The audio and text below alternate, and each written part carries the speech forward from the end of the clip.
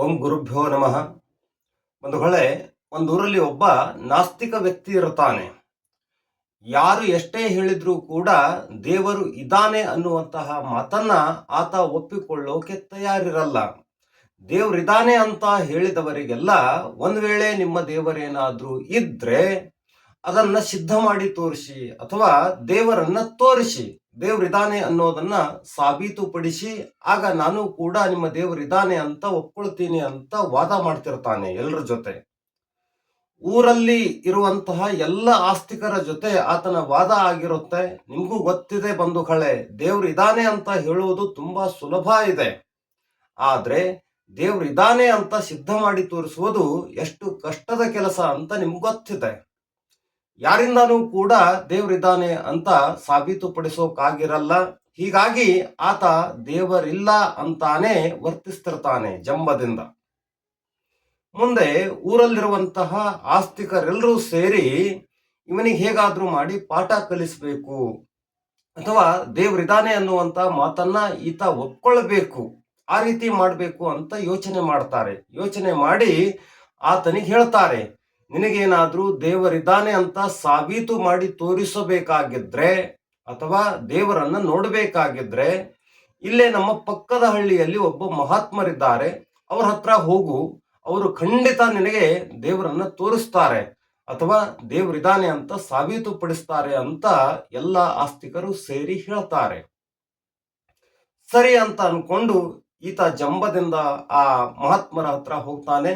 ಅವರು ನಿಜವಾಗಿಯೂ ಕೂಡ ಪರಬ್ರಹ್ಮ ಸ್ವರೂಪದವರೇ ಆಗಿರುತ್ತಾರೆ. ಅವರೇನಾದ್ರೂ ಮನಸ್ಸು ಮಾಡಿದ್ರೆ ದೇವರನ್ನ ತೋರಿಸುವುದು ಕೂಡ ಅವರಿಂದ ಸಾಧ್ಯ ಇರುತ್ತೆ. ಅಂತಹ ಶಕ್ತಿಯನ್ನ ಹೊಂದಿದಂತಹ ಮಹಾತ್ಮರು ಅವರಾಗಿರುತ್ತಾರೆ. ಅವರ ಹತ್ರ ಹೋಗಿ ಜಂಬದಿಂದ ಮಾತಾಡ್ತಾನೆ ಈತ. ಏನ್ರಿ, ನೀವು ತುಂಬಾ ಜಾಣ್ರಿದ್ದೀರಂತ ಜನ ಹೇಳ್ತಿದೆ, ನಮ್ಮೂರು ಜನ.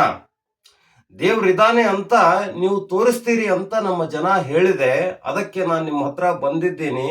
ಅದೆಷ್ಟೋ ಜನರಿಗೆ ಕೇಳಿದ್ದೀನಿ, ಯಾರು ಕೂಡ ಇದುವರೆಗೆ ದೇವ್ರಿದ್ದಾನೆ ಅನ್ನೋದನ್ನ ಸಾಬೀತುಪಡಿಸಿ ತೋರಿಸಿಲ್ಲ.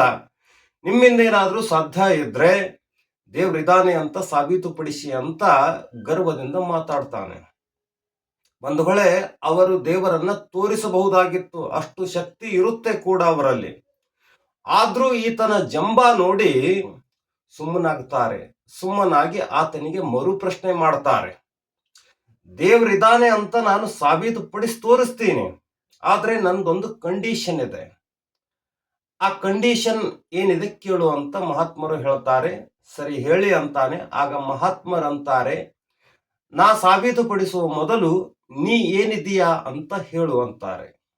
ಆಗ ಅವನು ಹೇಳ್ತಾನೆ, ಅಷ್ಟು ಗೊತ್ತಿಲ್ವಾ ನಿಮಗೆ, ನಾನು ಮನುಷ್ಯನಿದ್ದೀನಿ ಅಂತ ಹೇಳ್ತಾನೆ. ಅಲ್ಲ, ನೀ ಮನುಷ್ಯನಾಗಿದ್ದೀಯಾ ಅನ್ನೋದನ್ನ ಸಾಬೀತುಪಡಿಸಿ ತೋರಿಸು. ಬರೀ ಹೇಳಿದರೆ ಸಾಲದು. ನೀ ಮನುಷ್ಯ ಎಂಬುದನ್ನ ಪ್ರತ್ಯಕ್ಷವಾಗಿ ಅಥವಾ ಪ್ರಾಯೋಗಿಕವಾಗಿ ಸಿದ್ಧಪಡಿಸಿ ತೋರಿಸಿದ್ದೇ ಆದ್ರೆ ಆಮೇಲೆ ನಾನು ನಿನ್ನನ್ನ ದೇವರಿಗೆ ತೋರಿಸ್ತೀನಿ, ಅಥವಾ ದೇವರನ್ನ ನಿನಗೆ ತೋರಿಸ್ತೀನಿ ಅಂತ ಮಹಾತ್ಮರು ಹೇಳ್ತಾರೆ. ತಕ್ಷಣ ಅವನಲ್ಲಿ ಆತ್ಮಚಿಂತನೆ ಶುರುವಾಗುತ್ತೆ. ಯಾವ ಕಾರಣಕ್ಕೆ ನಾ ಮನುಷ್ಯ ಅನ್ನೋದನ್ನ ಯೋಚನೆ ಮಾಡೋಕ್ ಶುರು ಮಾಡ್ತಾನೆ. ಮರಳಿ ಯಾವ ಜಂಬದಿಂದ ಬಂದಿದ್ನೋ ಗರ್ವಭಂಗವಾಗಿ ಮರಳಿ ಊರಿಗೆ ಹೊರಡುತ್ತಾನೆ. ಅದೇ ಆತ್ಮಚಿಂತನೆಯಲ್ಲಿರುವಾಗಲೇ ಆತನಿಗೆ ದೇವರು ಕಾಣಿಸಿರುತ್ತಾನೆ ಭವಿಷ್ಯದಲ್ಲಿ. ಬಂಧುಗಳೇ, ಧನ್ಯವಾದಗಳು.